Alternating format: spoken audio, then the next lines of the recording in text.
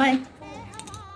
তো বিকেলবেলায় ওরা চলে গেল টিউশন, আর আমি চলে আসলাম রান্নাঘরে। ভাবছি আজকে একটু অন্যরকম কিছু দেবো ওদের বানিয়ে। রোজ তো একঘেয়ে রুটি সবজি খায় টিউশন থেকে এসে, তো ভাবলাম আজকে একটু আলাদা কিছু দিই, তাহলে ওদের মুখের টেস্টটাও বাড়বে আর পড়াশোনায়ও একটু মন লাগবে।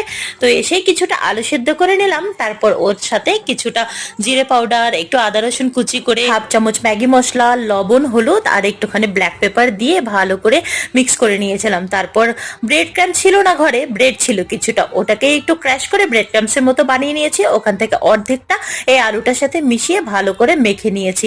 মাখাটা একদম শুকনো শুকনো হবে।